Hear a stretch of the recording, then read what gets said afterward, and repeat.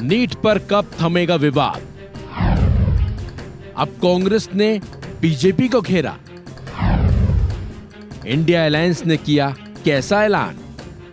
NEET UG के result सामने आने के बाद से ही देश में हंगामा मचा हुआ है।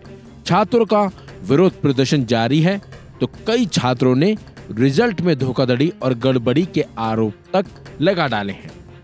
नीट मुद्दे पर कांग्रेस ने भी केंद्र की मोदी सरकार को घेरा है तो इसी बीच कांग्रेस नेता पवन खेड़ा का बड़ा बयान भी सामने आ गया है।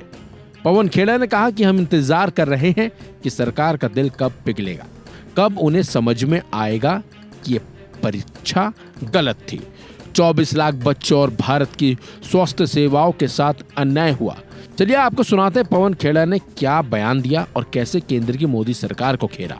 हम तो इंतजार कर रहे हैं कि सरकार का दिल कब पिघलेगा, कब उन्हें समझ में आएगा कि ये एग्जाम गलत हुआ, अन्याय हुआ 24 लाख बच्चों के साथ और इस देश की स्वास्थ्य सेवाओं के साथ।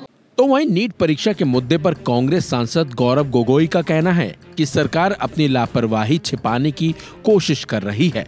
सुप्रीम कोर्ट ने इस पर संज्ञान लिया है, देश की जनता ने इस पर संज्ञान लिया है और कांग्रेस पार्टी और भारत गठबंधन यानी कि इंडिया अलायंस 24 लाख बच्चों का भविष्य बर्बाद नहीं होने देगा। देखिए, सरकार अपनी लापरवाही छुपाने की कोशिश कर रही है। आज सुप्रीम कोर्ट ने भी इसका संज्ञान लिया है, देश की जनता ने इसका संज्ञान लिया है और 24 लाख बच्चों के भविष्य के साथ कांग्रेस पार्टी इंडिया अलायंस खिलवाड़ नहीं होने देगी।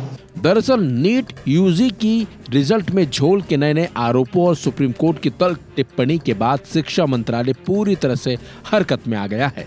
शिक्षा मंत्री धर्मेंद्र प्रधान ने खुद इस मुद्दे पर आला अधिकारियों के साथ बैठकें की, जिसमें नीट से जुड़े विवाद के सभी पहलुओं पर गंभीरता से चर्चा भी की गई। मंत्रालय ने छात्रों के हितों को ध्यान में रखते हुए उन सभी विकल्पों पर गौर करने को कहा जिसमें फिर से परीक्षा कराने जैसे विकल्प भी शामिल हैं। हालांकि अभी इस पर किसी तरह का कोई निर्णय नहीं लिया गया है।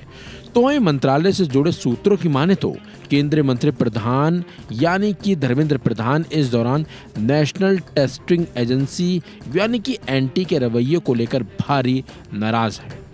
उनका मानना है कि एनटीए को परीक्षा को लेकर जिस तरह से पारदर्शिता रखनी चाहिए थी और गड़बड़ियों के सामने आने पर आगे बढ़कर काम करना चाहिए था, वो उसने नहीं किया।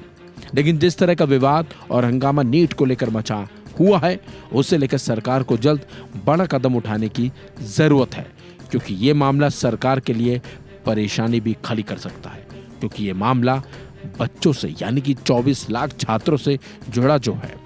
इस खबर में बस इतना ही। अपडेट्स के लिए बने रहिए वन इंडिया हिंदी के साथ।